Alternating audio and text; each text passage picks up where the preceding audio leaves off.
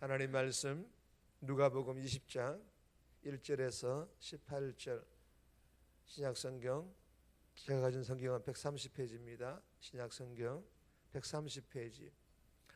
우리 합독은 20장 5절에서 6절, 14절 한 절 말씀, 17절 한 절 말씀 그렇게 나누어 있습니다.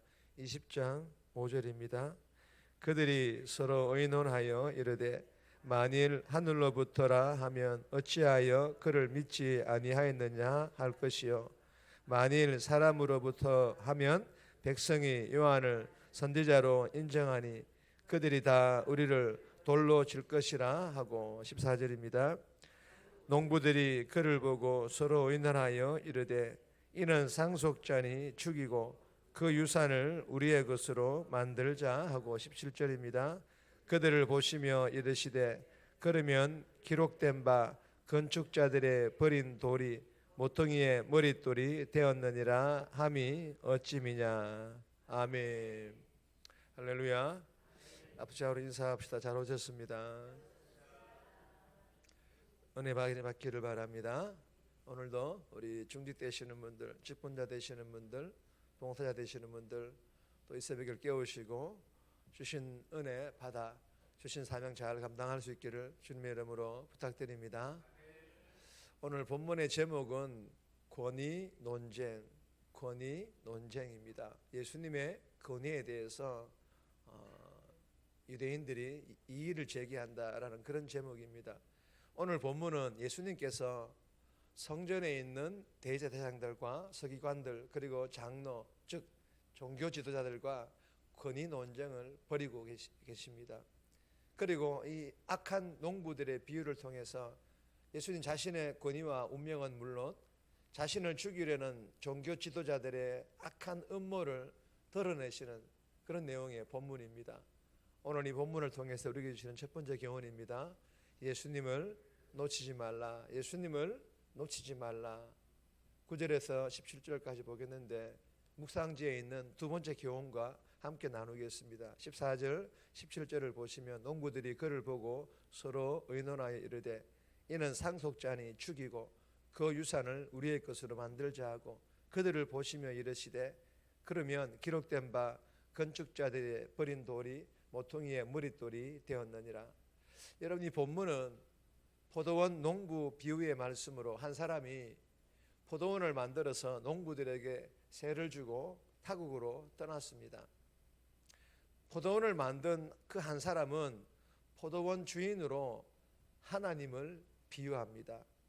그리고 이 포도원 농부들은 이스라엘 백성들 즉 유대인들을 비유합니다. 포도원 주인이 포도원 소출의 때가 되어서 한 종을 포도원에 보내었습니다. 그랬더니 이 포도원의 농부들이 주인이 보낸 그 종들에게 소출을 보내기는커녕 심하게 때리고는 주인에게 보내었습니다.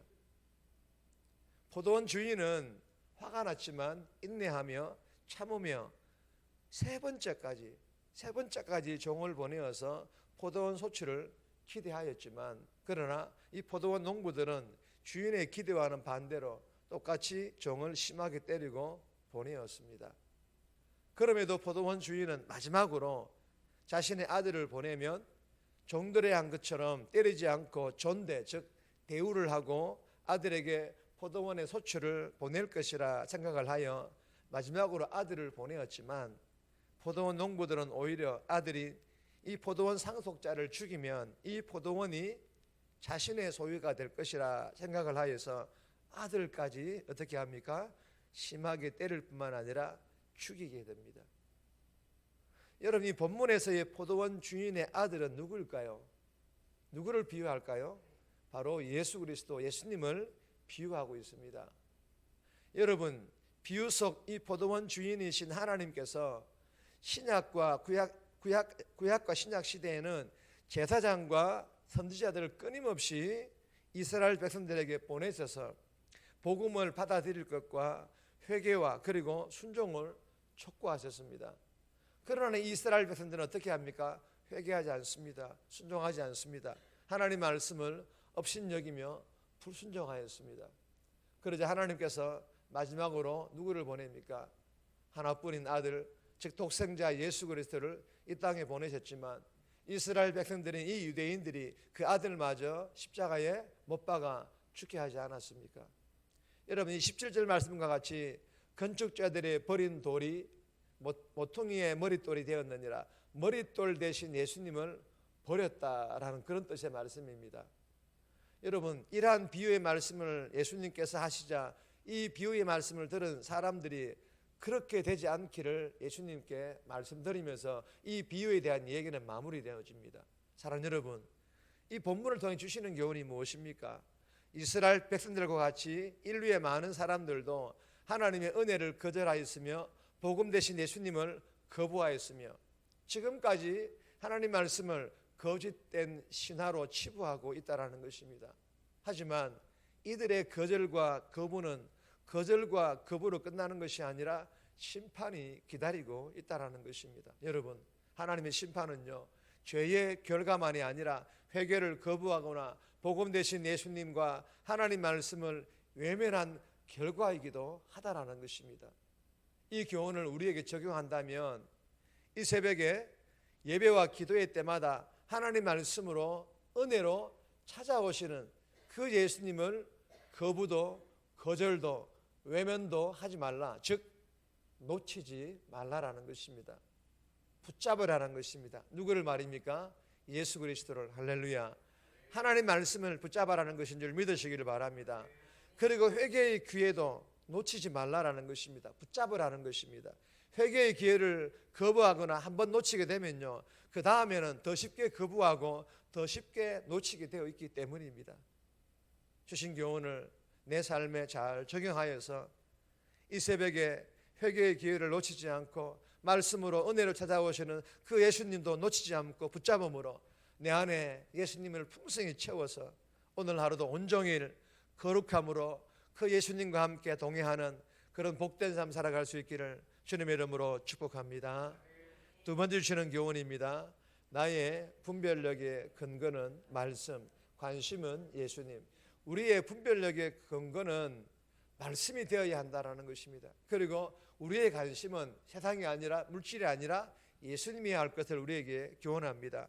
1절에서 8절까지인데 5절 말씀 보시면 그들이 서로 의논하여 이르되 만일 하늘로부터라 하면 어찌하여 그를 믿지 아니하였느냐 할 것이요. 여러분, 이 본문은 예수님께서 내 집은 기도하는 집이 되리라 하였거늘 너희는 강도의 소굴을 만들었도다라며 성전에서 장사하는 사람들을 내쫓으신 이 성전 청결 사건을 가지고 대제사장들과 서기관들과 장로들이 예수님을 향하여서 당신이 무슨 권위로 이런 일을 하는지, 그리고 이 권위를 당신에게 준 사람이 누구인지를 자신들에게 말하라고 얼음장을 놓았습니다. 그러자 예수님께서는 그들을 향하여서 요한의 세례가 하늘로부터냐 사람으로부터냐, 즉 하늘의 권세냐 사람의 권세냐라고 도로 질문하자 서로 의논하기를 하늘의 권세라고 하면 왜 요한을 믿지 않느냐고 말할 것이고, 사람의 권세라고 하면 요한을 선지자로 인정하는 것이 되기 때문에 그렇게 되면 백성들이 폭동을 일으켜 자신들에게 돌을 던질 것이 분명하니 어떻게 대답을 합니까? 알지 못한다, 이렇게 대답을 합니다. 그러자 예수님께서도 지혜롭게 예수님 자신을 메시아로 정언한 세례 요한의 권위에 대한 이 종교 지도자들의 질문에 대해서도 예수님께 동일하게 나도 침묵한다, 이렇게 말씀하십니다. 사랑하는 여러분, 이 본문을 통해 주시는 교훈이 무엇입니까? 하나님의 아들이신 예수님을 알아보지 못했다라는 것입니다. 이 말은 예수님의 신적 권위를 부정하려는 그 마음만 가득할 뿐 하나님의 아들이신 예수님께 관심이 없다라는 그런 뜻입니다. 반면에 자신들의 권위예요. 자신들의 이 권위는 침해당하고 싶지 않은 거예요. 자신들의 기독권이 침해당하는 것에만 관심을 기울이고 있다는 것입니다. 여러분, 우리에게 적용할 수 있는 교훈은 이런 것입니다. 내 판단의 근거, 즉 내 분별력의 근거가 나의 경험이 아니라 하나님 말씀이 될 수 있기를 주님의 이름으로 소망합니다. 그리고 나의 관심이 나의 권위나 나의 기득권, 이 세상의 물질이나 이 세상의 어떤 권세가 아니라 예수님의 권위와 예수님이 될 수 있기를, 그래야 오늘 하루도 이번 한 주간도 우리는 그 예수님만 바라보며 그 예수님과 함께 동행하는 그런 복된 삶 살아갈 수 있기를 주님의 이름으로 축복합니다. 세 번째 주시는 교훈은 정말 있습니다. 눈앞에 보이는 것만 보지 말라. 눈앞에 보이는 것만 보지 말라라는 그런 교훈입니다. 13절에서 15절까지인데 개인적으로 묵상하시기 바랍니다. 정리합니다.